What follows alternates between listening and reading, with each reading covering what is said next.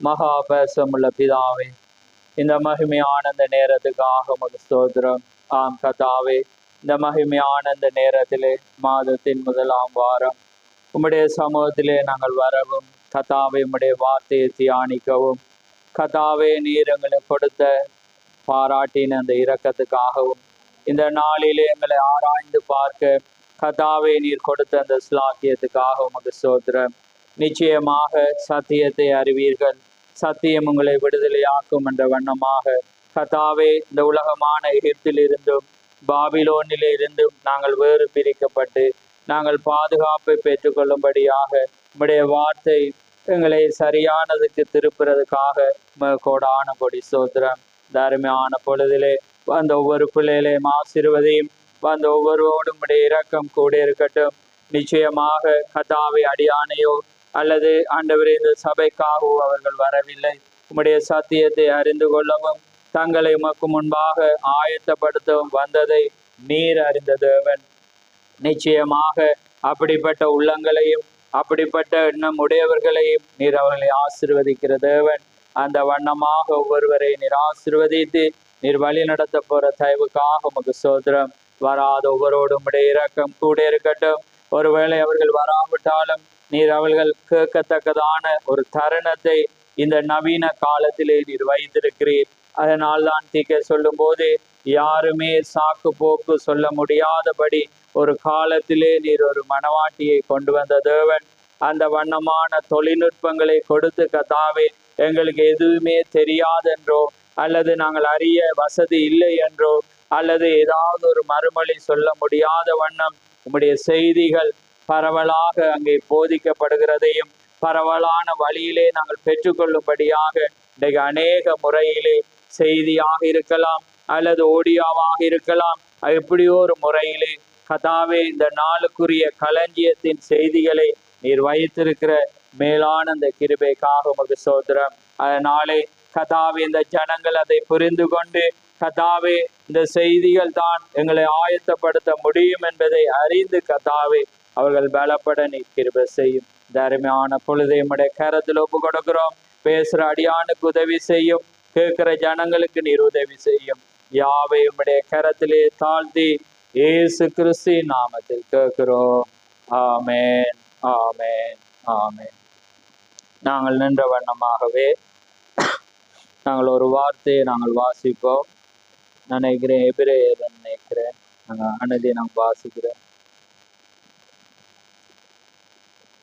எபிரேயர் 12ஆம் அதிகாரம் ஒரு வசனத்தை மட்டும் வாசிப்போம். 12:1 நான் வாசிக்கிறேன்.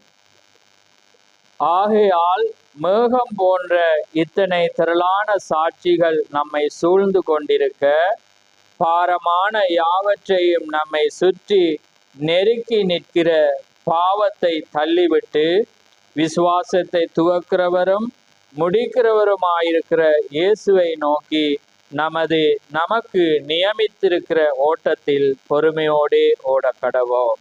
ஆமென்.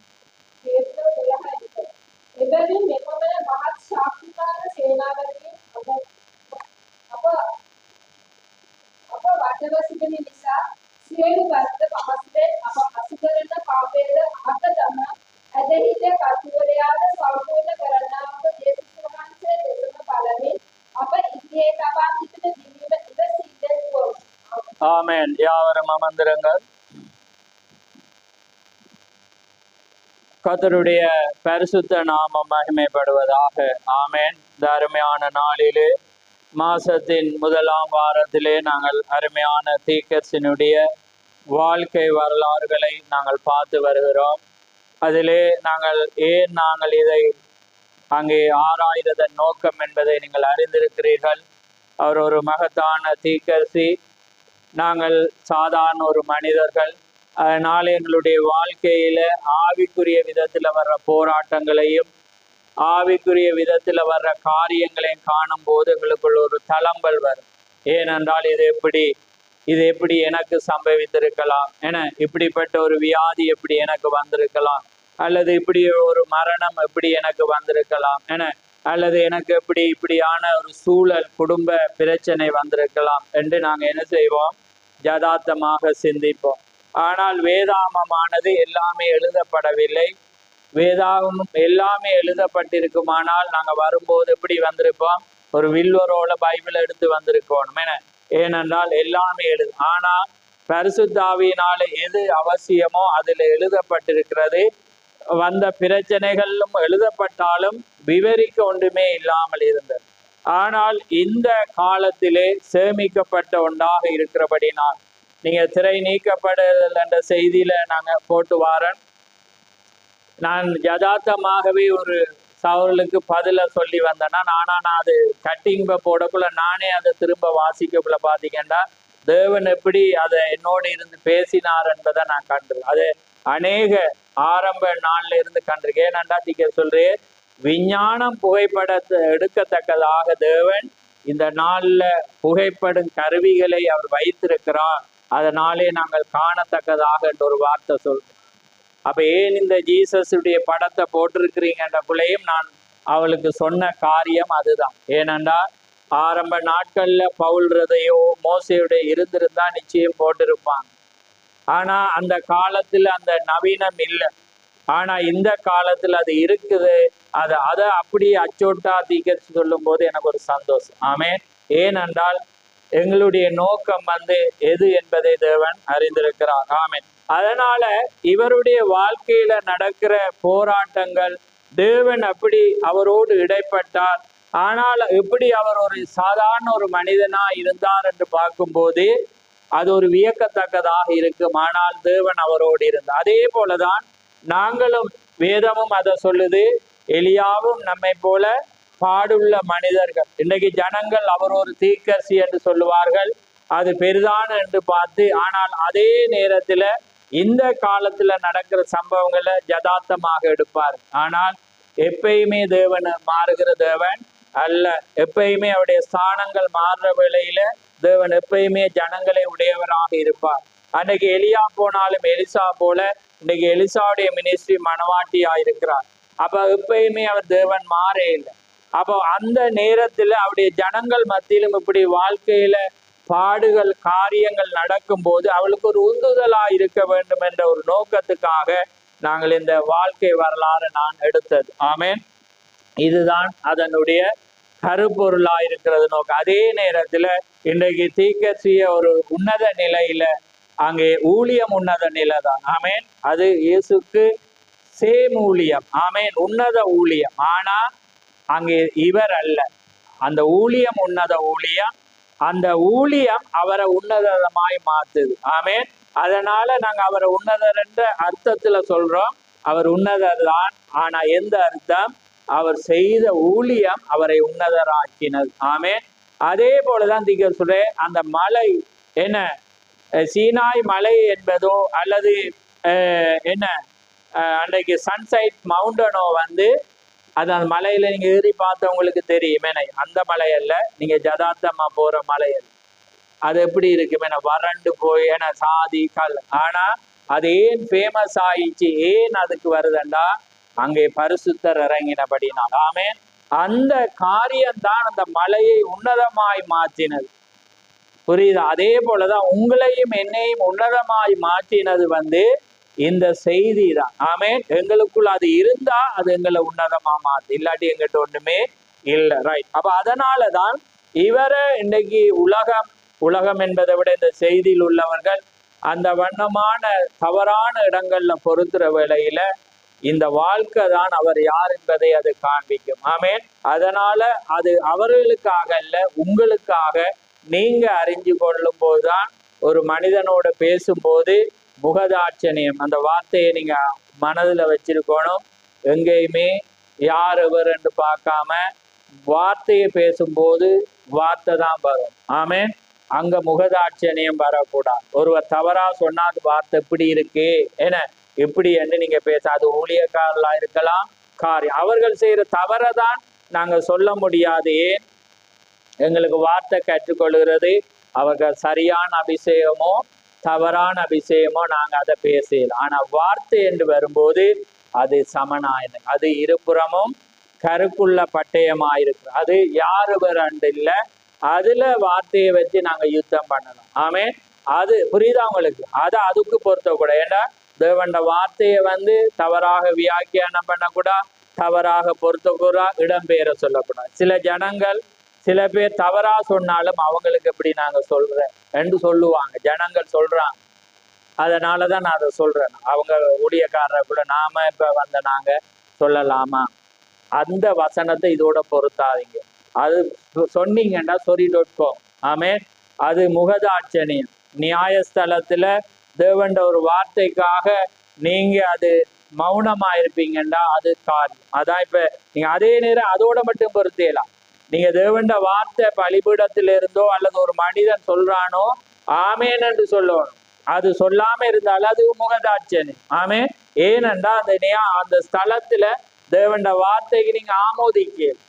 புரியுதா உங்களுக்கு? அது சாதாரண வார்த்தை அல்ல. அப்ப அதனாலதான் நாங்க யார் ஒரு காரியத்தை சொன்னாலும் நாங்க அதை சொல்லுறோம். ஏனென்றா அது தேவனுடைய வார்த்தையாயிருக்கிறது. ஆமேன். அவங்க சத்தியமான வார்த்தைகளை சொல்லும் போது நாங்க ஆமேன் என்று சொல்ல நாங்க கடமைப்பட்டிருக்கிறோம். ரைட். அப்ப நான் செய்திக்கு கடந்து போகிறேன். இது 5வது பாகம், அருமையான காரியம். அதனால நான் போன வாரம் நான் சொல்லியிருந்தேன், அந்த மிச்சிகன் என்ற இடத்துல 1936ஆம் ஆண்டு 27 வயது தீக்கர்சிக்கு ஜோன் ரயன் என்ற ஒரு மனிதன், பெந்தகோஸ்தே பாஸ்டர் போதகர், அவர் என்ன செய்கிறேன், மிச்சிகன் என்ற இடத்துக்கு அழைக்கிறேன். ஜெபஸ்டனாவிலிருந்து மிச்சிகன் என்ற இடம் 300 மைல் தூரம் என்று நான் உங்களுக்கு சொல்லியிருந்தேன்னா, 300 மைல் என்ற இலங்கையில நாளைக்கு அம்பாந்தோட்ட ஒரு வேளை வரும். ஏன்னா கொழும்பு 244 சொச்சம் கிலோமீட்டர், இது மைல். அப்ப அதனால அந்த தூரத்துக்கு என்னத்துக்கு போறேன்டா, பாப்பா ஏரி என்ற ஒரு ஏரியில மீன் பிடி. இவருக்கு ஒரு மீன் பிடிக்கிறேன்டா பயங்கர விருப்பம், ஹோபி. அப்ப அந்த ஏரியில மீன் பிடிக்கிறதுக்காக கவனமா பாருங்க. இது இந்த ஸ்தாலமான ஒரு செய்தி. ஏனென்றா இதை நீங்க அறிந்து கொள்ள வேண்டும். நீங்க அதுக்குள்ள ஆவிக்குள்ளா போனாதான் அந்த சிந்தை வரும். ரைட். அப்ப அவர் என்ன செய்யறார், மிச்சிகன் என்ற இடத்துல அழைக்கிறேன். அப்ப தீக்கர்சியும் உடனே ஓமண்டுட்டேர். ஏனென்றா இவருக்கு மீன் பிடிக்க விருப்பம். ஆனா போக நிறைய சிக்கல்கள் இருந்த. என்னண்டா அங்க போறதுக்கு பணம் வேணும். ஏன்னா அதனால இவங்களோட குடும்ப வருமானம், அந்த நேரத்துல ஹோப் தொழில் செய்து கொண்டிருக்கிறார். இவரும் 2 தொழில் செய்து கொண்டிருக்கிறேன். அப்ப இந்த இடத்துல இருந்து அங்க போறண்டா பெட்ரோல் செலவு இருக்கும். ஏன்னா அதே நேரம் காரியம் இருக்கு. ரெண்டாலும் இவர் ஓமண்டுட்டே. ஆனா மனைவி ஒரு அருமையான ஒரு மனைவி. அதனால பிரணாம் அதிகமாய் நேசிக்கிற ஒரு மனைவி, ஒரு அன்பான குடும்பம். எந்த ஒரு கஷ்டம், கஞ்சியை குடிச்சாலும் ஒரு அன்பாக இருவரும் நேசிக்கப்பட வேண்டிய ஒரு குடும்பமா இருந்தது. அதனால இத மனைவிட்ட சொன்னோன்னா அவ கொஞ்சம் கொஞ்சமா இவருக்கு தெரியாம சேர்த்து வைத்த காசை அவரு கொடுக்குற, நீங்க போயிட்டு வாங்க. அப்ப பிரணாமுக்கும் ஒரு ஆசை, எங்க போனாலும் மனைவிய கூட்டி போகணுமெண்டு. அதனால அவர் என்ன செய்யறாருண்டா, அவரை கூப்பிடுறார். அவன் சொல்றா, ஏன் நான் வரையில, ஏன் போன வாரம் எடுத்திருந்தேன், ஏன் அவ பிரெக்னண்டா இருக்கிறா, 3 மாசம். அதே நேரம் பில்லிபோலுக்கு எத்தனை மாசம், 9 மாதம். 1 வருடத்துக்குள்ளேயே 2 குழந்தை அங்க வரப்போறது. அப்ப அதனால அவ சொல்றா, நான் கஷ்டம். அதே நேரம் பாருங்க, அப்படிப்பட்ட ஒரு இயல்புள்ள ஒரு நேரத்துல அவன் தொழிலும் செய்யறான்டா. யோசிச்சு பாருங்க, குடும்ப வருமானம். அப்ப அவர் சொல்றார், என்றாலும் இவருக்கு விட்டுட்டு போக மனம் இல்லை. என்றாலும் இவர் என்ன செய்யறேன், விட்டுட்டு அங்க மிச்சிகன் என்ற இடத்துக்கு அங்க போறேன். அங்க போனா பாத்தீங்கன்னா, அந்த வீட்டுக்கு போற பாத்தீங்கன்னா, அந்த ரோய் ஜோன் ராயன் என்ற அந்த மனிதன் அங்க இல்லை. அப்ப வைஃப்ட கேட்கிறார், எங்க அவனோட கத்தர் அவர் ஒரு ஊழியத்துக்கு அனுப்பிட்டு, அதனால அவர் போயிட்டார். பாருங்க, ஒரு வாக்கு கொடுத்துட்டு அதை விட்டுட்டு கடந்து போற தன்மை. நம்ம அதை குறித்து நான் விவரிக்கல. ஆனா நான் என்ன செய்யறேன்டா, ஒரு மனிதனுக்கு நம்ம வாக்கு கொடுத்து அதை ஒழுங்குபடுத்த. என்றாலும் அவர் அந்த இடத்துக்கு போய் அந்த ஆத்துல ஏரியில மீனை பிடிக்கிற, மீனை கொண்டு வீட்டை கொடுத்தாலும் அங்க அவங்களுக்கு அந்த சமையல் சாமான் இல்லைன்றதுல சொல்லப்படுது. ஏனென்றா அவர் பாருங்க, அந்த ஊழியத்துக்கு சாபனாக்கள்கிட்ட இருக்கிற மிஸ்டேக்குகள் இதுதான். ஊழியம் என்று ஓடுவாங்க, குடும்பத்தை செட்டில் பண்ண மாட்டாங்க, சரியாக ஒழுங்குபடுத்த மாட்டாங்க, பிள்ளைகளை ஒழுங்குபடுத்தி போக மாட்டாங்க. அவங்க கடவுள் முன்னுக்கு போவாங்க, அது உண்மை. ஆனா வேதம் அப்படி சொல்லுது. தன் குடும்பத்தை நடத்த தெரியாதவன் ஏன்னா சபையை நடத்தல. அப்ப தீர்க்கதரிசி அதுக்கு சொல்றேன், நாங்க எங்க போறேன்டாலும் குடும்பத்தை செட்டில் பண்ணி ஒழுங்குபடுத்திட்டு தான் நாங்க போவோம். ஏன்னா அதுக்காக நின்று செய்யற இல்லை. இப்ப ஒரு ஆளை ஏத்தி இறக்குறேன்டா ஒரு போகலாம், அதை ஒழுங்குபடுத்தணும். இதை செஞ்சுட்டு தான் போகணும்னா அங்க ஊழியம் கேன்சல் ஆகும். புரியுதா? அப்ப என்ன செய்யணும், அதுக்கான வழிமுறைகளையும் ஏன்னா ஏற்றி எதையும் செய்துட்டு போவோம். ஊழியம் ஃபர்ஸ்ட்.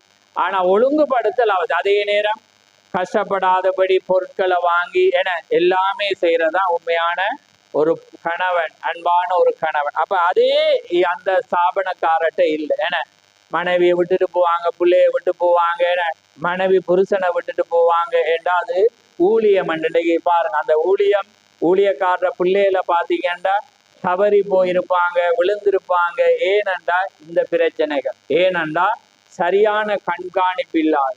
ஆனா வார்த்தை அப்படி சொல்லல. தேவன் ஞானத்தை தந்திருக்கிறேன், எல்லாமே என்ன செய்யப்படணும், ஒரு ஒழுங்குல செய்யப்படணும். கணவன் இல்லாட்டி மனைவி கழுகு கண்களை போல எப்பயுமே பிள்ளைகளை என்ன செய்யணும், பார்த்துட்டு இருக்கும். அப்படி இல்லாம அவங்களும் ஒரு வெங்கனாந்தி மாதிரி ஏன்னா ஜோக்கா வந்து அங்கெஞ்சு இழிச்சிட்டு இருந்தா பிள்ளைகள கண்களுங்க போகுது. ஏன்னா பிள்ளைகள் என்ன செய்யறாங்க என்பது தெரியாது. புரியுதா உங்களுக்கு? ஆனா இது எல்லாத்துக்கும் ஞானம் வேணும். ஆமே, அதுதான் பரிசுத்த ஆவி இருந்தா கண்காணிப்பான். அதான் தேவனங்களை கழுகுக்கு வச்சிருக்கிறது. ஆமே, நீங்க எங்க யாரோட பேசிட்டு இருந்தாலும் கூட கண் வட்டம் விட்டுட்டு இருக்கணும். ஆமே, அவங்கதான் உண்மையான கிறிஸ்தவர்கள். ஆமே, அவங்களுக்குள்ள தேவன் இருக்கிற. ஏனென்றா அவங்க தங்கட பொறுப்புல கவனமா இருக்கிறாங்க. புரியுதா? அவங்க சிஐடியா இருப்பாங்க. ரைட்டா?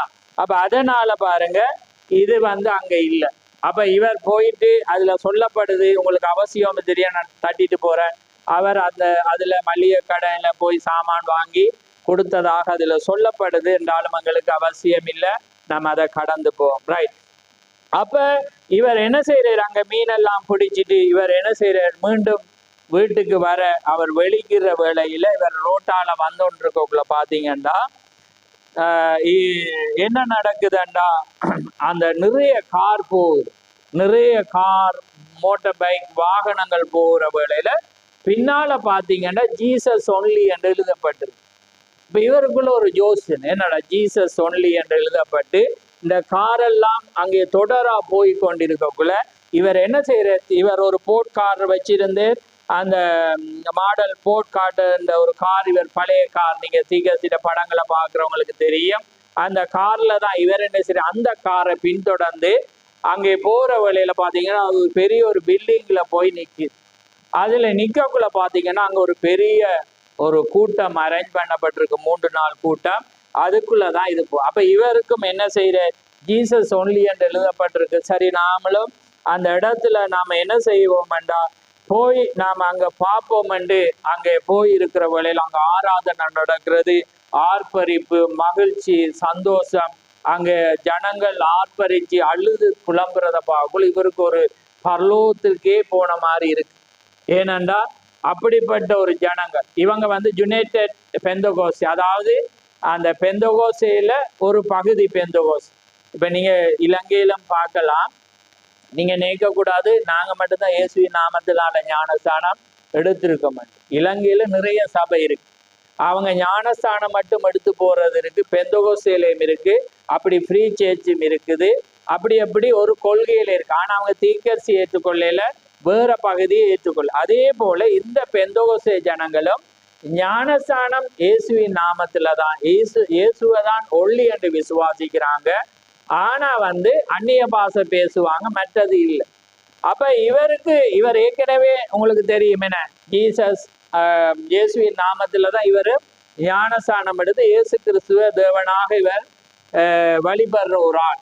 அதிலேயும் ஆழம் இருக்கு. நம்ம பிறகு ஜீசஸ் ஒன்லி என்று நாங்க விசுவாசிச்சாலும் தவறு. என 3 காலத்திலும் வெளிப்பட்ட ஒரு தேவன் என்று தீக்க சொல்ல நான் ஜீசஸ் ஒன்லியையும் நாங்க அப்படிப்பட்டவில்லை, அது வெறுக்குது. ஏன்னா ஜீசஸ் ஒன்லி என்ற இந்த காலத்துல மட்டும் புதிய ஏற்பாடை மட்டும் விசுவாசிப்பாங்க. நீங்க பாருங்க, இப்ப பைபிள் டொனேட் பண்றாங்க. இப்ப என்னட்டே ஒரு 40-50 பைபிள் இருக்கு. அது அவ்வளவு பைபிளும் பாத்தீங்கன்னா புதிய ஏற்பாடு. இங்கேயும் இருக்கு, தேவைன்னா நீங்க எடுத்து போலாம், வீட்டையும் இருக்கு. எல்லாமே புதிய, பழைய ஏற்பாடு இல்லை, புதிய ஏற்பாடு மட்டும்தான் அடிக்கிறாங்க. அவங்க எல்லாமே ஜீசஸ் ஒன்லி. அது தவறான உபதேசம். புரியுதா உங்களுக்கு? பைபிள் தவறல்ல, தவங்கட உபதேசம். அதாவது பழைய ஏற்பாடு அவங்க ரிஜெக்ட் பண்றாங்க. இயேசுதான் கடவுள் என்றதை அவங்க விசுவாசிக்கிறாங்க. ஆனா நாங்க ஆதியிலிருந்து படைக்கப்பட்டதுல இருந்து இயேசு தான் இருக்கிறார். ஆனா அவர் 3 காலத்துல வெளிப்பட்ட பிதாவாக, குமாரனாக, பரிசுத்தாவியாக வெளிப்பட்ட ஒரே தேவன். திருத்துவம் அல்ல, என அந்த 3 காலத்திலும் வெளிப்பட்ட ஒரே தேவன். அப்ப ரைட். அப்ப பாருங்க, அப்ப இவர் அங்க போக்குள்ள அந்த ஜனங்கள் வெட்கப்படாம துதிக்கிற வேளையில இவருக்கு பயங்கர சந்தோஷம். அதெல்லாம் பார்க்குற அந்நிய பாஷையை பார்க்கல சொல்லி அந்த மெஷின் கன் போல சட்ட தட்ட தட்ட மெஷின் கன் பார்த்தீங்கன்னா மற்ற கன் எல்லாம் ஒன்றை பத்தினா ஒரு வெடி தான் போகும். மெஷின் கன்னாண்டா சட்ட தட்ட தொடர்ந்து போயிட்டே இருக்கு. அது மாதிரி இவங்க என்ன செய்யறான், அந்நிய பாஷை பேசுறான். பார்த்த ஒருவர் வியாக்கியானம், இவருக்கு என்னடா, இவருக்கு ஆச்சரியம். அப்ப பிரசங்கிக்க ஒரு வாலிபன் பிரசங்கிக்கிறான். அப்போஸ்தலர்ல அதிகாரத்தில் எடுத்து பரிசுத்தாவியை பற்றி நீங்க ரட்சிக்கப்பட்ட பிரிவு போல இவருக்கு பிறகு ஆசை, இவரும் அதை பெறணும் என்று விரும்புறே. பார்த்தா மதிய கூட்டம் முடிஞ்சு இப்ப பின்னேறம் இரவு கூட்டம் இருக்கு.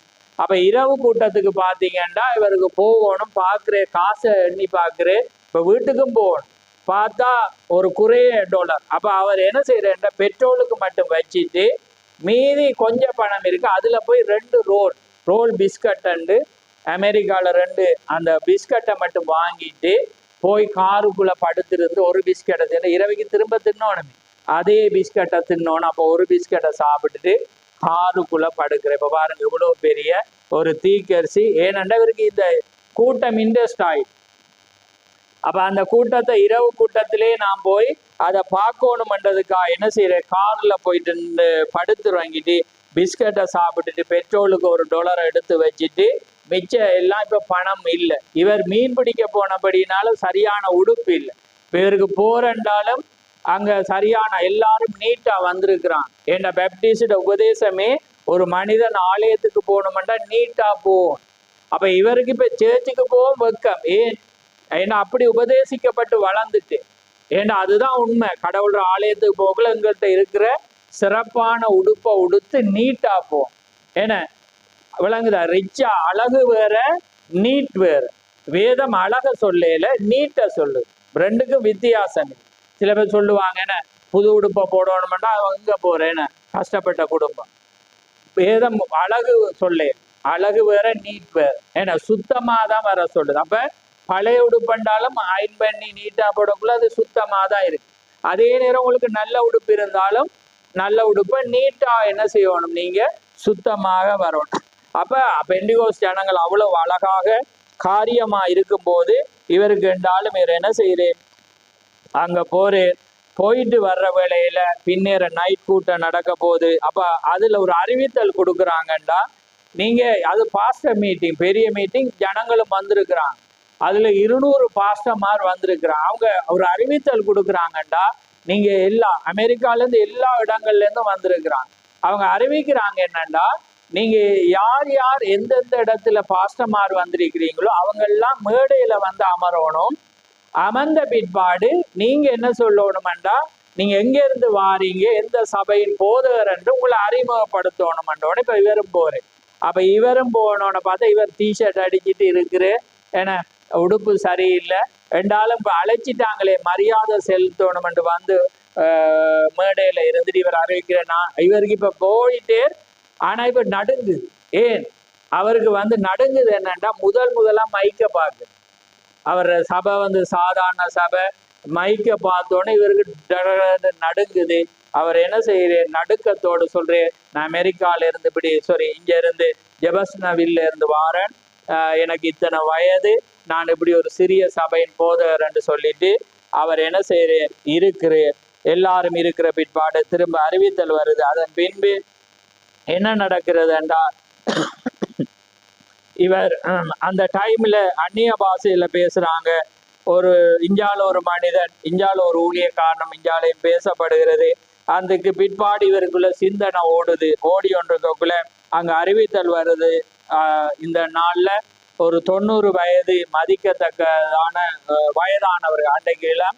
இப்ப இவர் போற நேரம் காலையில இளம்போதர்கள் பிரசங்கிச்சுட்டு இருந்தாங்க. இப்ப வயதான ஒரு 90 வயது ஒரு பிரசங்கியார் வந்து என்ன செய்யறாரு, பிரசங்கம் பண்ற வேளையில அவர் பார்க்கிற வேளையில பிரணாமிக்கு ஒரு ஆச்சரியமா இருந்தேன்டா, 90 வயசு துள்ளி குதிச்சு அவர் பிரசங்கிக்கிற எதண்டா, யோபு 38ஆம் அதிகாரம் எடுங்க.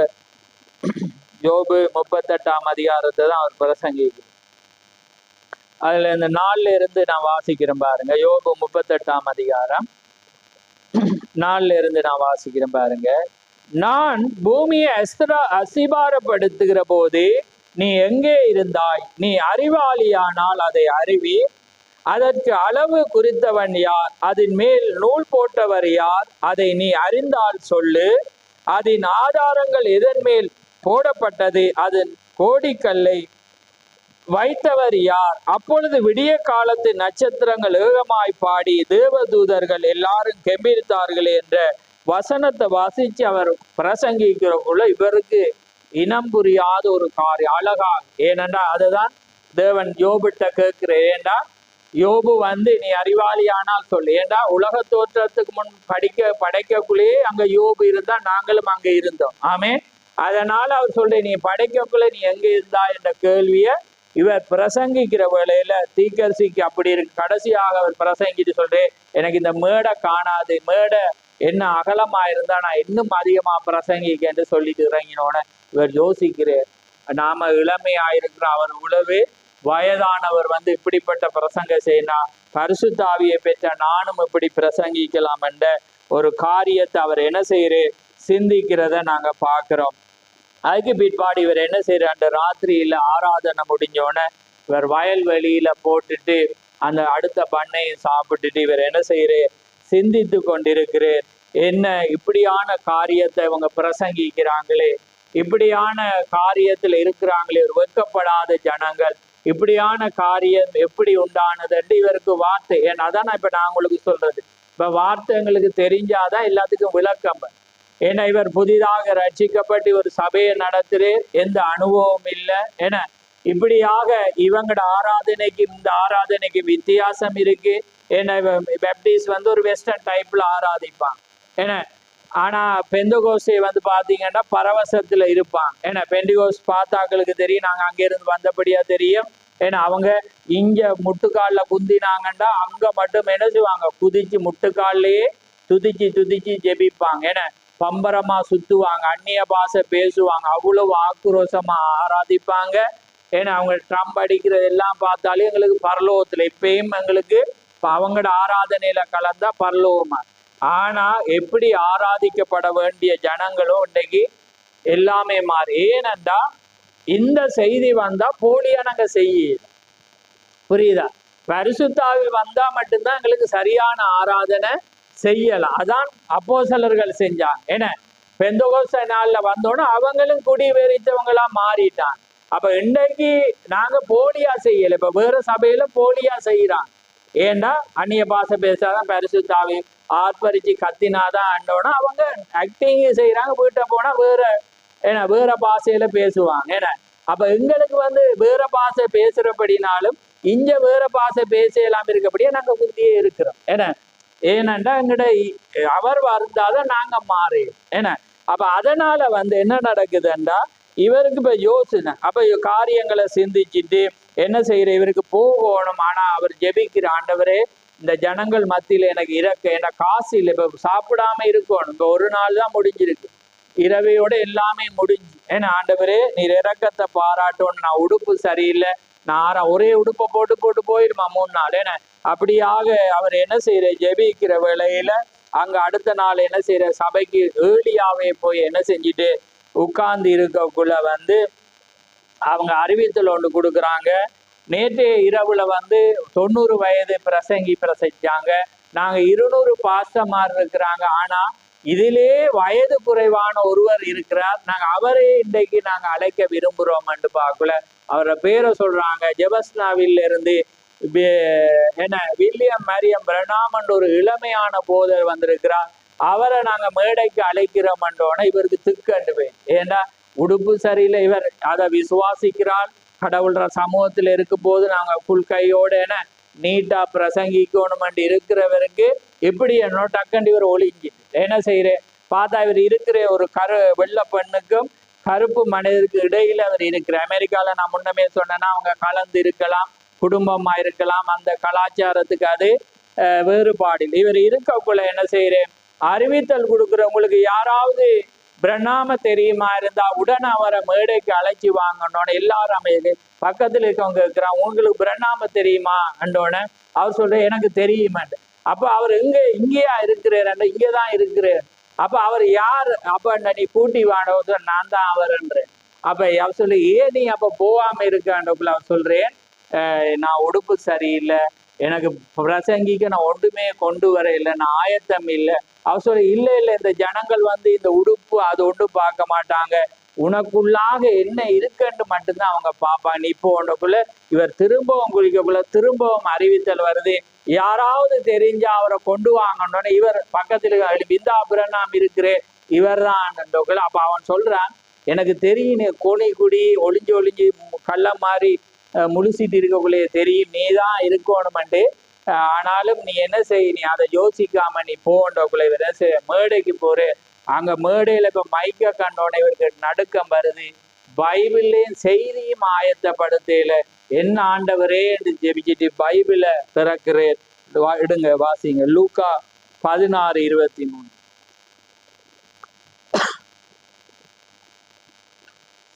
லூக்கா 16:23 எடுத்துட்டீங்களா? ரைட், நான் வாசிக்கிறேன் பாருங்க.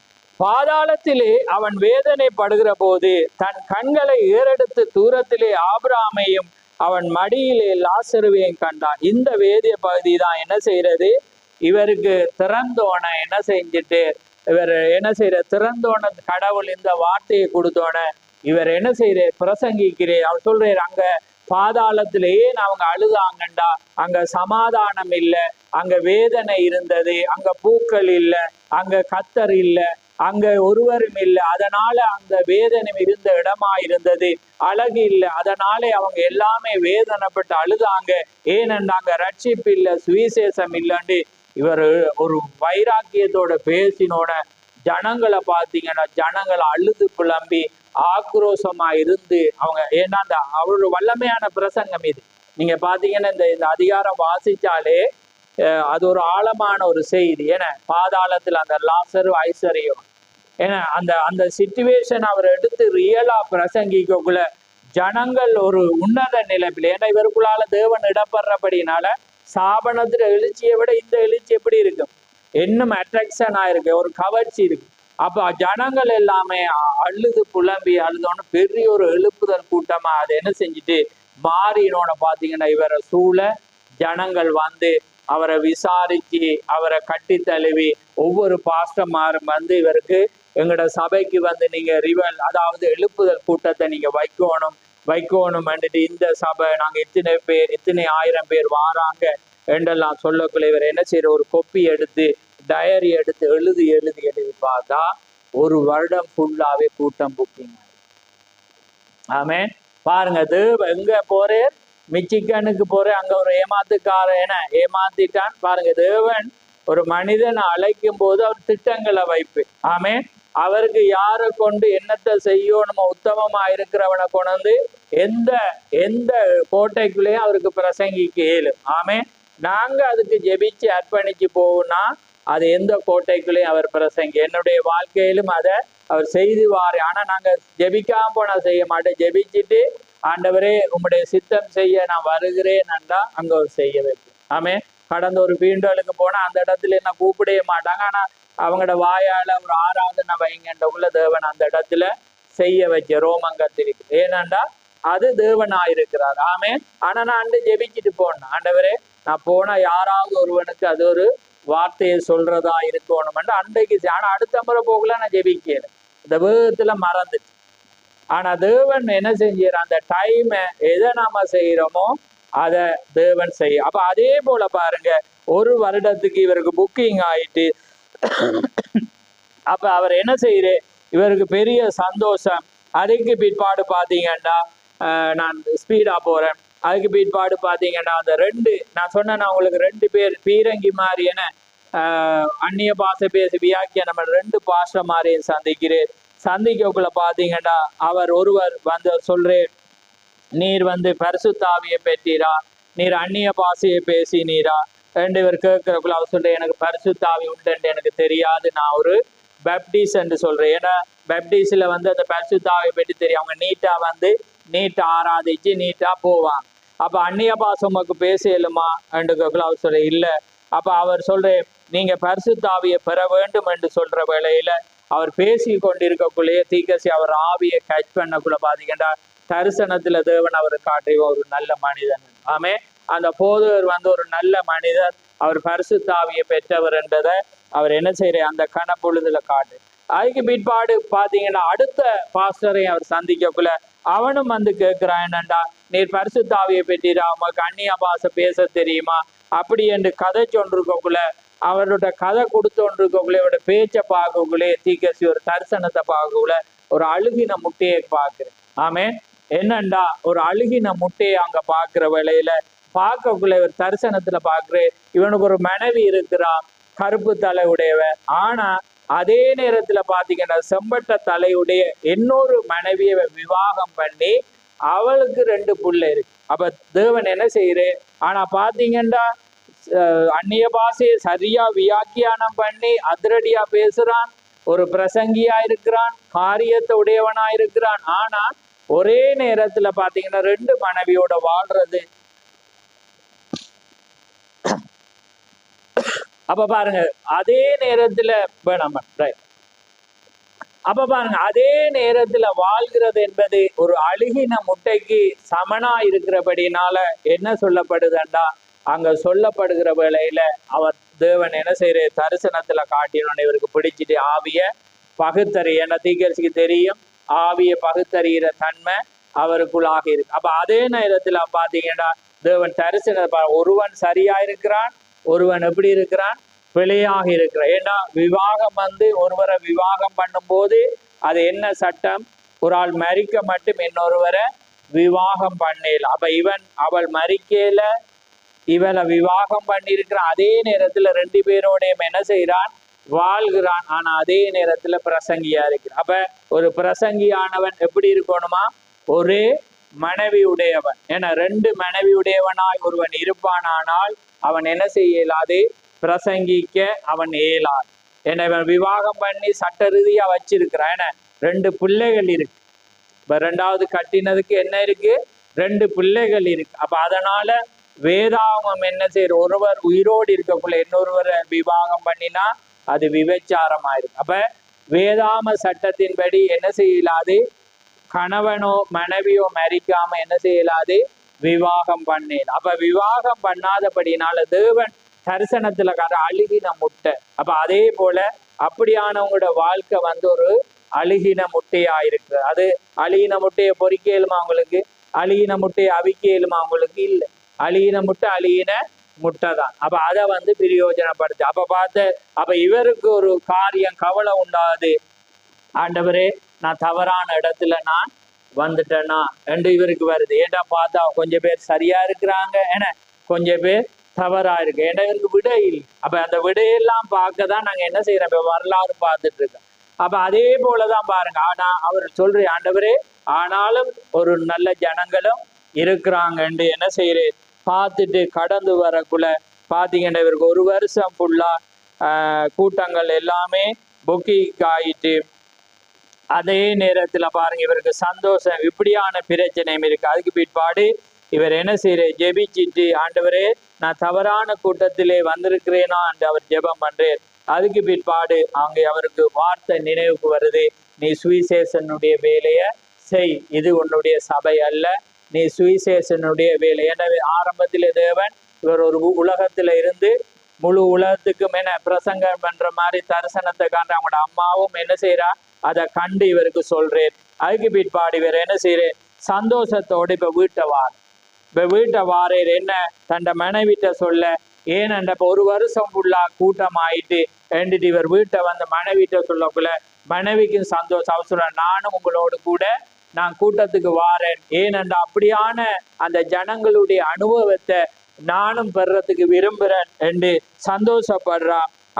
அவர் சொல்ற இந்த டைம்ல நானும் உங்களோடு வர விரும்புகிறேன். ஏனென்றா நம்ம மரணம் நம்மை பிரிக்க மட்டும், நான் உமக்காகவே வாழ்வேன் என்று வாக்கு கொடுத்திருக்கிறேன், அதனால நானும் உம்மோட வாரேன் என்று சொல்றா. பாருங்க எப்படிப்பட்ட ஒரு மனைவி ஆயிருப்பா. அதுக்கு பிற்பாடு இவர் எப்பயுமே நல்ல பண்புள்ள மனிதர் பிரணாம். அதனால அவர் சொல்றேன், நாங்க பெற்றோர்கிட்ட கேட்போம். ஏன்னா பெற்றோர்கிட்ட கேட்போம் என்று போற வேளையில முதலாவது பிரணாமுடைய எல்லா பிரணாமிட்ட போறேன், போக்கலாமா, நான் இப்படி எனக்கு ஒரு வருடம் ஃபுல்லா கூட்டம் புக்காயிட்டு இப்படிப்பட்ட ஒரு அனுபவம் உள்ள ஜனங்களை நான் கண்டனா, அவங்க வெட்கப்படாம ஆராதிக்கிற ஜனமா இருந்தாங்க.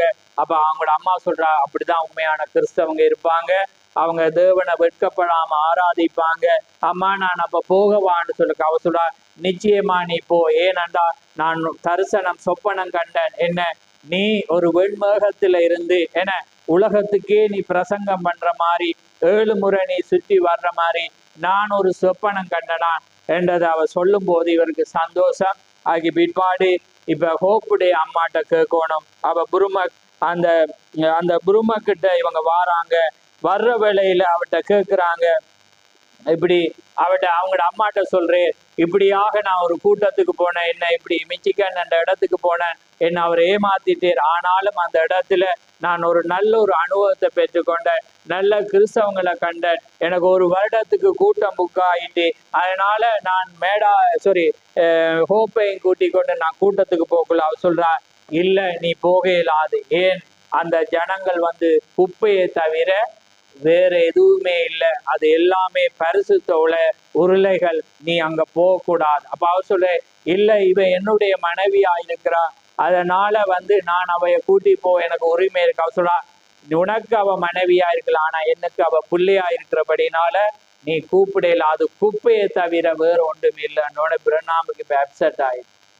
என்னடா இப்படி ஒரு சந்தோஷமா நம்ம போகலாம்னு நினைக்கக்குள்ள பாத்தீங்கன்னா, அப்ப உடனே ஹோப் இடையில அவ கதை சொல்றா, இல்லம்மா நான் அவரை விவாகம் பண்ணபடியா மரணம் மட்டும் நான் அவரோட தான் நான் இருப்பேன், நான் அங்க போவேன். அவங்களோட அம்மா ஒரு கருத்தை சொல்றா, நீ அப்படி போவாயா இருந்தா என்னுடைய மரணம் துக்கமாகவே ஒரு முடிவை பெறும், அதனால நீ என்னுடைய முகத்துல முழிக்க கூடாது, நான் துக்கத்தோட மரித்து போவேன்னு இவங்க அப்செட் ஆகி அதுக்கு பிற்பாடு இவங்க தனிய கதைக்கிறாங்க. அப்ப ஹோப் சொல்றா, நீங்க அதை பற்றி யோசிக்காம வாங்க நாங்க கூட்டத்துக்கு போவோம்.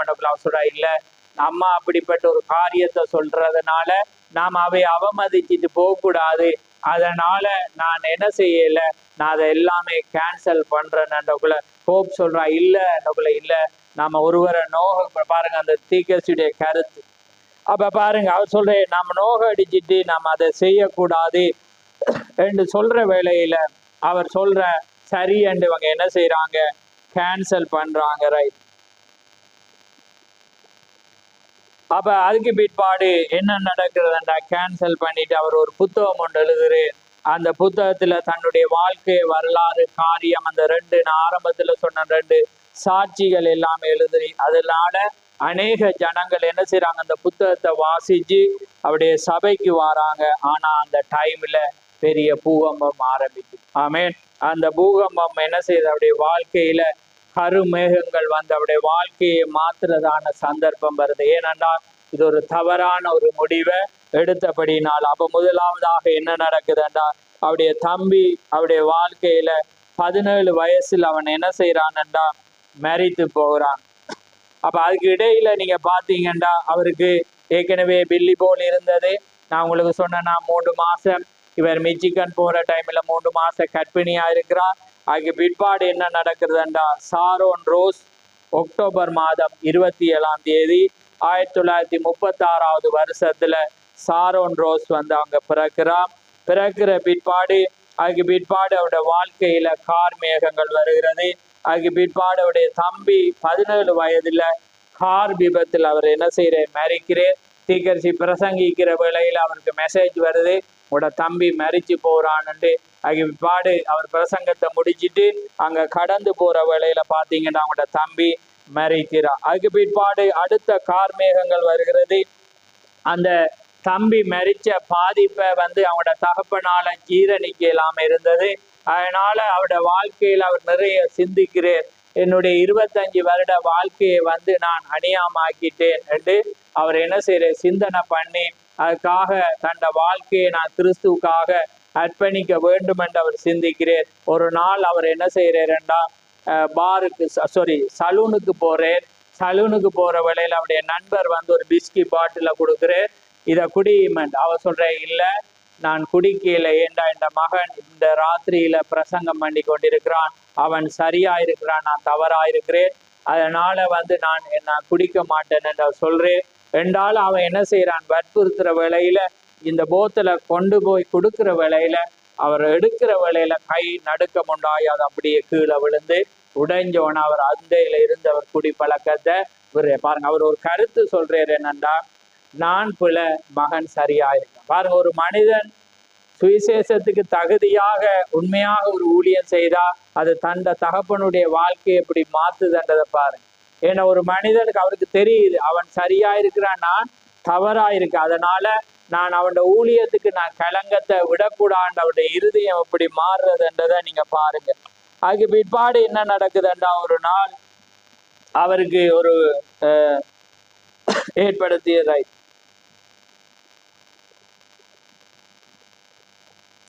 அதுக்கு பிற்பாடு பாத்தீங்கன்னா அவர் என்ன செய்யற தீக்கரிசி ஒரு இடத்துல இருக்கிறேன். அப்ப அவருக்கு ஒரு தொலைபேசி வருது, உண்ட தகப்பனார் இயலாமையில மறித்து கொண்டிருக்கிறார் என்று பார்க்கிற வேளையில ஒரு ஓடி வாரு.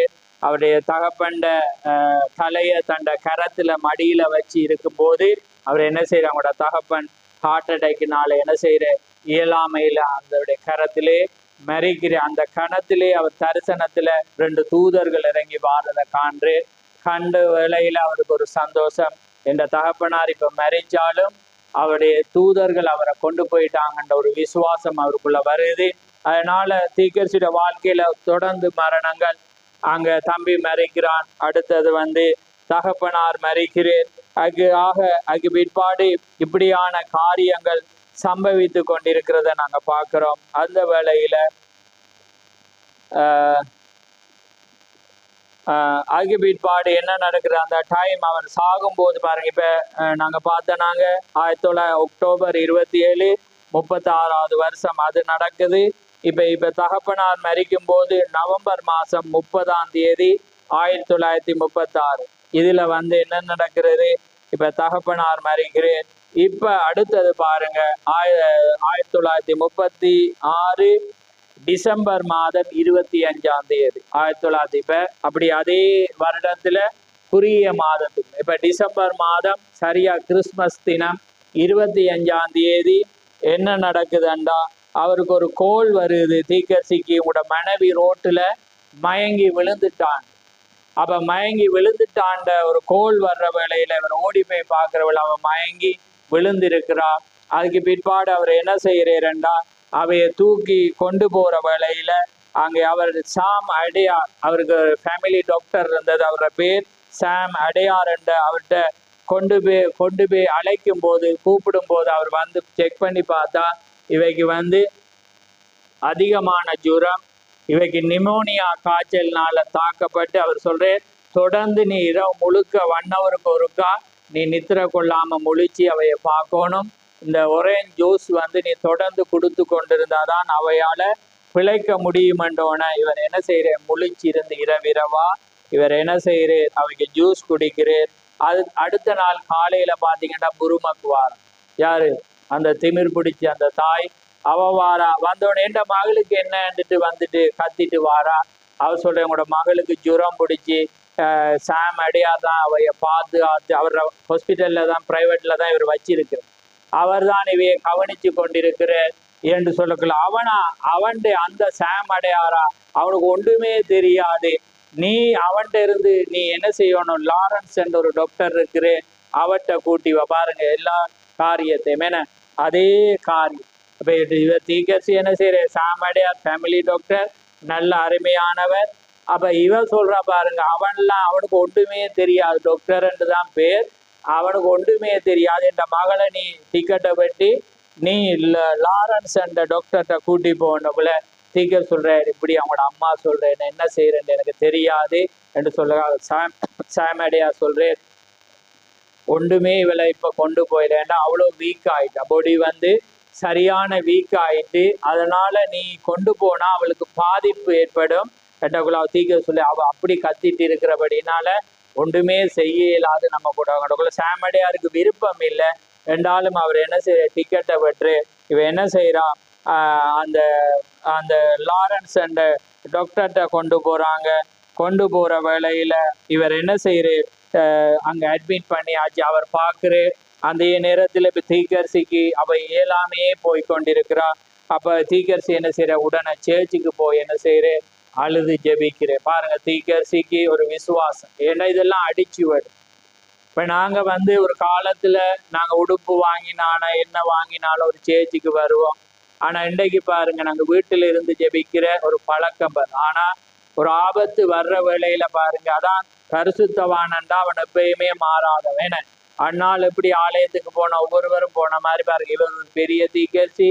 ஏன்னா அதுக்காக நீங்க போங்கன்ற ஒரு சிஸ்டத்தை கொண்டு வரையில இது எல்லாமே பரிசுத்தாவியினால உங்களுக்குள்ள விசுவாசம் ஊண்ட கட்டப்படும். ஆமே. அப்ப பாருங்க, இந்த தீக்கரிசி என்ன செய்யற, தன் ஆலயத்துக்கு போய் அழுது ஜெபிக்கிற வேளையில, ஆண்டவரே அவளுக்கு ஒரு இரக்கமாயிரும், நான் செஞ்சது தவறுதான் என காரியங்கள் நீர் அவருக்கு நீர் என்ன செய்யும், நீர் அந்த உதவி செய்ய வேணும். இப்படியாக அவள் பலவீனமா இருக்கிறாளே என்று அவர் ஜெபிக்கிற வேளையில பாத்தீங்கன்னா ஒரு கருப்பு திரை வந்து சடார் என்று என்ன செய்து விழுந்தோடனே இவருக்கு அப்செட். என்ன ஆண்டவரே, நான் ஜெபிக்கிறேன், நீர் கருப்பு திரைய வந்து காட்டுகிறீர் என்று செய்து கொண்டு இருக்கிற வேளையில பாத்தீங்கன்னா ஒரு தரிசனம் காண்று. மழை பெய்து கொண்டிருக்கிறது. அதுக்கு பிற்பாடு பாத்தீங்கன்னா 22 அடி உயரத்துக்கு மலை, ஹாஸ்பிட்டல், வீடு எல்லாத்தையும் வந்து 20 அடி நில மட்டத்திலிருந்து 22 அடி வெள்ளம் வருது. அப்ப வருது என்றதை இவர் தரிசனம் காண்றேன். அப்ப இவர் ஜெபிக்கிற, ஆண்டவரே நான் அவளுக்காக ஜெபிக்கிறேன், நீ தரிசனத்தை காட்டுறேன்னுக்குள்ள திரும்ப மீண்டுமா என்ன செய்யறது, அங்க கருப்பு திரை வருது. அதுக்கு பிற்பாடு பாத்தீங்கன்னா 1937 ஆண்டு ஜனவரி மாசம் அவருடைய தரிசனம் நிறைவேறுது. என்ன நடக்குது, வெள்ளம், தொடர்ந்து மழை. இவ வியாதியா இருக்கிற டிசம்பர் 25 வியாதியா இருக்கிற ஒரு மாதம் இப்ப கடந்து போகுது. அவரை வாழ்க்கையில கார்மேகங்கள் பாருங்க, அவ இயலாமே இருக்கிறா. இவருக்கு வேலைக்கு போகணும், மருந்து வேண்டி வேண்டி வேண்டி பில் வந்து கூடிட்டு, அப்ப இவருக்கு மனைவியை விட்டுட்டு போயலாம், பக்கத்துல இருந்து என்ன செய்யணும், மருந்து கொடுக்கணும். பாருங்க கார் மேகங்கள் எப்படி ஓடுதுண்டு. அதுக்கு பிற்பாடு பாத்தீங்கன்னா 1937 ஜனவரியில மழை தொடர்ந்து பெய்யறபடினால இவரை தீக்கரிசி வீடு அப்படியே தாண்டு போயிட்டு, சேர்ச் அப்படியே மூழ்கி போயிட்டு, ஹாஸ்பிட்டல் எல்லாமே வெள்ளம் போயிட்டு, இவர் ஏற்கனவே ஹாஸ்பிட்டல் அட்மிட் பண்ணியிருந்த. அப்ப எல்லாமே என்ன நடக்குது, வெள்ளம் பெருகிறபடினால என்ன செய்யறது, என்ன நடக்குது, இப்ப என்ன செய்யறாங்க, மாற்றுறாங்க, ஹாஸ்பிட்டல்ல இருந்து வேறொரு இடத்துக்கு மாத்து. ஏன்னா இப்ப வெள்ளம் பெருகிட்டு இப்ப இந்த மாநிலத்தில இருந்து வேற இடத்துக்கு கொண்டு போகணும். இவர் இருக்கிற இடம் முழுக்க என்ன செய்யறது, வெள்ளம் அங்க பெருகிற. அந்த கேப்ல பாத்தீங்கன்னா இவர் ஒரு தொழில் செய்து கொண்டிருக்கிறார். என்ன தொழில், என்ன பப்ளிக் சர்வீஸ். அதுல இவருக்கு அந்த டைம்ல கொடுக்கப்பட்ட வேலை என்னன்னா, வெள்ளத்துல வந்து அகப்பட்டவங்களை போட்ல போய் இவர் காப்பாற்றும். இங்க மனைவி வந்து வெள்ளத்துல இருக்கிறா, இயலாமையில இருக்கிறா, மறித்து கொண்டிருக்க பிள்ளைக்கு, மகளுக்கு அங்க பில்லி போலும் ஹாஸ்பிட்டல்ல இருக்கிறான். இவர் தனிமையாக இருந்து இதை காப்பாத்துறா, எப்படிப்பட்ட ஒரு சூழல் ஆயிருக்கும் என்று சிந்திச்சு பாருங்க. அந்த டைம்ல இவர் என்ன செய்ய, வெள்ளத்தில் அகப்பட்ட ஒரு தாயையும் 2 மகளையும் காப்பாற்ற வேண்டும் என்று இவருக்கு தொலைபேசி வருது. இவர் என்ன செய்ய, போட்டை எடுத்துட்டு போறேன், அங்க காப்பாத்திட்டு வந்தோன்னு அந்த தாய் திரும்ப கத்துற, இந்த பிள்ளைகளை காப்பாத்துங்கன்றக்குள்ள இவர் யோசிச்சார், இன்னொரு பிள்ளை அந்த வீட்டுக்குள்ள இருக்குமோன்னுட்டு திரும்ப போய் அங்க பார்த்தாங்க, ஒருவரும் இல்லை. அப்ப பாத்தீங்கன்னா வெள்ளம் அதிகமா சூழ்ந்து கரன் கம்பம் எல்லாம் இருந்து இப்ப அந்த சுழி மாறி ஓடுறபடினால இப்ப அது தாக்கி கொண்டிருக்குது. இப்ப இவர் என்ன செய்யற, ஏன் அப்படி அந்த தாய் கத்தினான்டா, இப்ப அந்த அப்செட்ல வந்து அந்த உணர்வுல இருந்தவ வரையில காப்பாத்தினாலும் திரும்பவும் அதை கத்துறா. என்னன்னா அந்த பிள்ளை அது ஏனென்றா அந்த பிசாசு இவரை கொள்ள கொண்டு போறதுக்கு. ஏன்னா அந்த டைம் வந்தா எல்லாமே சிக்கப்பட்டு இடத்துல இருக்குது. அப்ப ஸ்டார்ட் பண்ண போட் எடுத்தா என்ன நடக்குது, போட் ஸ்டார்ட் ஆகி. அப்ப அந்த டைம்ல அவர் என்ன செய்யற, ஜெபிக்கிற, ஆண்டவரே நான் செய்தது மாபெரும் தவறு. நான் அந்த பெண்டிகோஸ் ஜனங்கள்கிட்ட போகாம 1 வருடம், ஏண்டா இவருக்கு ஊழியத்திலே கர்த்தரால் அழைக்கப்பட்ட முதல் ஊழி பாருங்க, அதுவும் 1 வருடம் அவங்கள ஏமாத்திட்டே தான், ஒரு ஏமாத்துக்காரன் ஆயிட்டு. அப்ப மனைவி கூட சொல்றா போங்க. இவர் பாருங்க மாமியை திருப்திப்படுத்த, அது எங்க விளைவை கொண்டுட்டு பாருங்க. அதான் நாங்க ஒரு விக்கிரமா ஒருவரை நேசிக்க, இப்ப இவர் மனைவியை நேசிக்கிறபடினால மனைவிக்கும் தாய்க்கும் கொண்டு வரக்கூடாது நினைக்கக்குள்ள அது எங்க விக்கிர ஆராதனையா போயிட்டு பாரு. புரியுதா அவங்களுக்கு? இதுல வச்சு நான் நிறைய இதுலயே நான் நிக்கலாம், நின்று எத்தனையோ பிரசங்கிக்கல. ஏன்னா இது பரிசுத்த ஆவியான உங்களுக்கு ஒவ்வொரு கோணத்துல புரிய வைக்கணும். பாருங்க, அவர் நேசிக்கிறேன், ரெஸ்பெக்ட் கொடுக்கிறேன், ஆனா சொன்னவைய தாக்காம அது எங்க தாக்குதுன்னு பாருங்க. புரியுதா அவங்களுக்கு? இவரை தாக்கி இவரோட வாழ்க்கையை தாக்கி, புரியுதா அவங்களுக்கு? அதான் நான் சொன்னேன், தவறு அன்னைக்கு ஆகானுடைய தவறு யாரை பாதிச்சது? நல்லவங்களை பாதிச்சு. புரியுதா அவங்களுக்கு? அப்ப மனைவி அவளும் சேர்ந்து அம்மாவோட ஜால்ரா அடிக்கல தான். அவள் சொல்ற, உமக்காக நான் உயிரையும் குடிப்பேன், மரணம் மட்டும் நான் உமக்காக வருவனண்டவைக்குதான் வருது. புரியுதா அவங்களுக்கு? இவர வாழ்க்கையில் அப்ப இவர் என்ன செய்யற? ஜெபிக்கிறேன், ஆண்டவரே என்னை இந்த ஒரு விசை காப்பாத்தும், என் மனைவி அங்க மறைச்சு கொண்டிருக்கிறா, என் பிள்ளைகளை யார் காப்பாத்துவா, எனக்கு ஒன்று நடந்தாண்டக்குள்ள இவர் ஜெபிச்சுட்டு ஸ்டார்ட் பண்ணக்குள்ள ஸ்டார்ட் ஆகுது. அதுக்கு பிற்பாடு அவர் என்ன செய்யறாரு? அந்த காரியங்களை எடுத்து போட்டு என்ன செய்யறாரு? தேவனுக்குள்ளாக அவர் ஜெபிச்சுட்டு அந்த காரியத்திலிருந்து அவர் என்ன செய்யறாரு? கடந்து போறாரு. அவருக்கு இப்ப மனைவிய பார்க்க வேண்டும் என்று என்ன சரி, இப்ப வெள்ளத்துல இருந்து காப்பாத்தியாச்சு. அதுக்கு பிற்பாடு இப்ப மனைவிய பார்க்கணும் என்று ஹாஸ்பிட்டலுக்கு போறேன். பார்த்தா அங்க மனைவி என்ன வெள்ளம் வருதுன்னு என்ன செஞ்சிட்டாங்க? இங்க இருந்து ட்ரெயின்ல என்ன செஞ்சிட்டாங்க? பிடிச்சி ஆளை வேற இடத்துக்கு அனுப்பிட்டாங்க. எவ்வளவு? இந்த இடத்துல இருந்து 30 மைல் தூரத்துக்கு போயிட்டாங்க.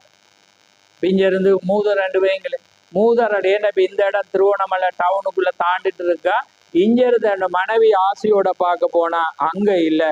அதுக்கப்புறம் வீட்டை வந்துட்டு இருக்கக்குள்ள நியூஸ் வருது என்னண்டா, கடைசியா போன ரெயினை வந்து வெள்ளம் அடிச்சு ரெயின் எல்லாமே தாண்டிட்டோன்னு இவருக்கு பேரு. என்னடா மனைவிய பார்க்கணும் மட்டும் பார்த்தா அங்க இல்லை. இப்ப அதுல காப்பாத்தி வேற ஹாஸ்பிட்டலுக்கு அங்க அவ போயிட்டாண்டு ஒரு திருப்தியோட வந்தா பார்த்தா கடைசி ரெயினும் என்ன நடந்துட்டு அது புயல்ல அந்த வெள்ளத்துல தாண்டு போயிட்டோன்னு நியூஸ் வந்தோடனே இவர் என்ன செய்யறேன்டா, இவர் அதை தேடி என்ன செய்யறேன்டா, இந்த இடத்துல இருந்து 30 மைல் தூரத்துக்கு பிரயாணமா போற வேளையில பாத்தீங்கன்னா வெள்ளம் என்ன செய்யறது? பெருகினபடினால அந்த இடம் எல்லாம் போட் ஒன்றுமே போக முடியாம போய் ஒரு வனாந்திரத்துல 3 நாள் சாப்பாடு இல்லாம இருக்கு. யாரு? புரியுது அவங்களுக்கு? நீங்க அந்த கற்பனைக்குள்ள போறீங்க. அப்ப பாருங்க எப்படி தேவனால வழி நடத்தப்பட்டு வந்த மனிதன் இப்ப பாருங்க அந்த இடத்துக்கு போகல. பாத்தீங்கன்னா 3 நாள் வெள்ளம் பெருகி நிலையில இருந்தபடி இவரால போக இயலாது. என்ன நடக்குது? சாப்பாடும் இல்லை. காட்டுல விடப்படுற தெளியால தான் வந்து என்ன செய்யறாங்க? சாப்பாடு கொடுக்குறாங்க. 3 நாளைக்கு பிற்பாடு இவர் என்ன செய்யறாரு? அந்த இடத்துல இருந்து இன்னொரு இடத்துக்கு போறே. இப்ப பாத்தீங்கன்னா 10 நாள் ஆயிட்டு மனைவிய காணையில. அதுக்கு பிற்பாடு அங்க போய் சேர்ந்தோன்னே பாத்தீங்கன்னா ட்ரெயின் அடிபட்டுட்டு போயிட்டோன்னே அவர் என்ன செய்யறார்? அந்த ட்ரெயினை ஓட்டி போன என்ஜினியரை போய் சந்திக்க சொல்ல, இப்படி ஒரு தாயும் 2 பிள்ளைகளையும் நான் தான் ஏற்றி கொண்டு போனான். இதுக்கு பிறகு வந்த ட்ரெயின் தான் அடிபட்ட ஒளி, இந்த ட்ரெயின் அது காப்பாற்றப்படும். ஆனா அது இங்க இல்லை, இங்க இருந்து 50 மைல் தூரத்துல இருக்கு. எப்படி இருக்குங்க?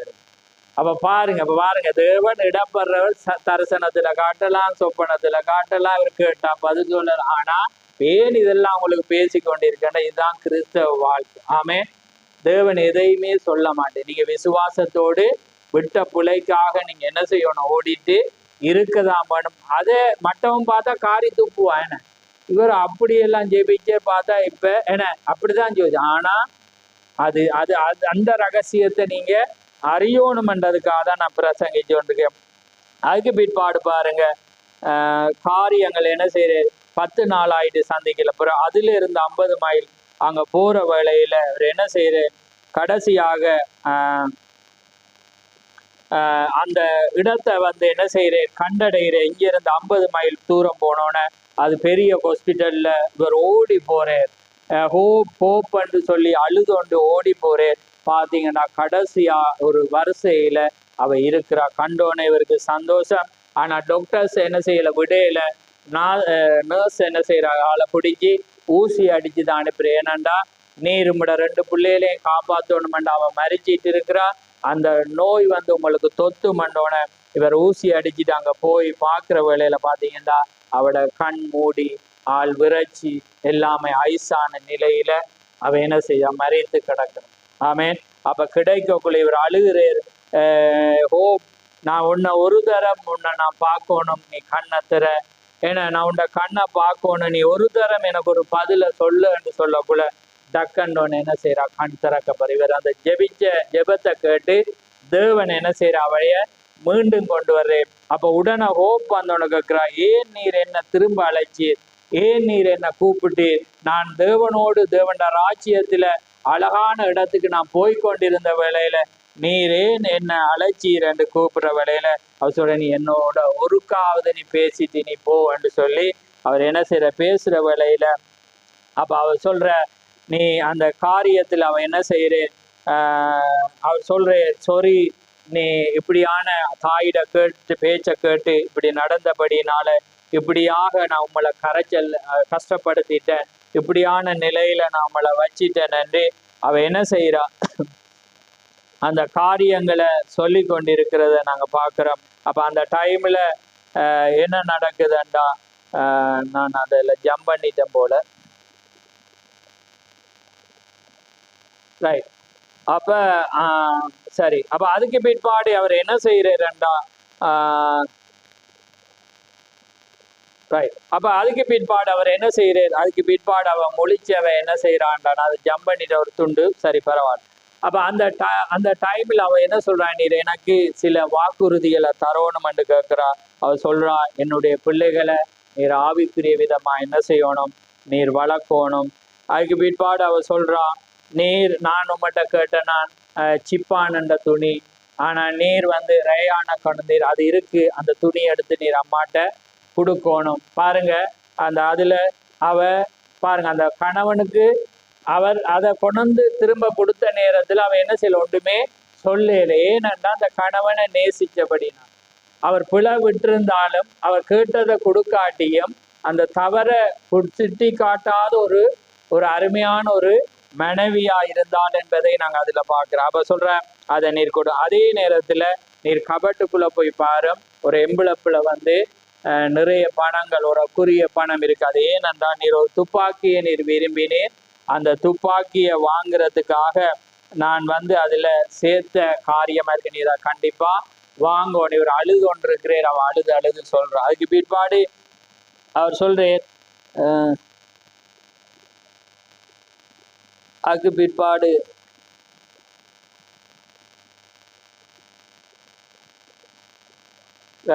அதுக்கு பிற்பாடு அவ என்ன சொல்றான்டா, நீ தொடர்ந்து ஊழியத்துல நீர் என்ன செய்யணும்டா, தொடர்ந்து நீர் தரித்து அதிலேயே நீர் இருக்கணும், நீர் ஒருபோதும் ஊழியத்தை விட்டு விட வேணாம். அந்த ஊழியத்துக்காக அது நடந்தது அவளுக்கு தெரியும். அதுக்கு பிற்பாடு கடைசி 5வது அவ கேட்கிறா, நீர் என்னொன்று எனக்கு தரணும், நீர் தனிமையா நீர் வாழக்கூடாது. அவ சொல்ல, இல்லை இதுக்கு மட்டும் நான் என்ன செய்ய மாட்டேன், வாக்கு தரமாட்டேன். ஏனண்டா நான் உன்னை அதிகமா நேசிக்கிறபடினால உன்னுடைய இடத்துல வந்து நான் இன்னொரு பெண்ணை வச்சு நான் பார்க்க விரும்பலன்றக்குள்ள, இல்லை நீர் 2 பிள்ளைகளுக்காக நீர் அதை செய்யணும், அதுதான் என்னுடைய கடைசி ஆசை என்று சொல்லக்குள்ள, அதுக்கு பிற்பாடு அவர் என்ன செய்யற, விருப்பம் இல்லை என்றாலும் என்ன செய்யற, சத்தியம் வாங்குற. அதே நேரத்துல பக்கத்துல பாத்தீங்கன்னா லூசி என்ற ஒரு பெண் இருக்கிறா.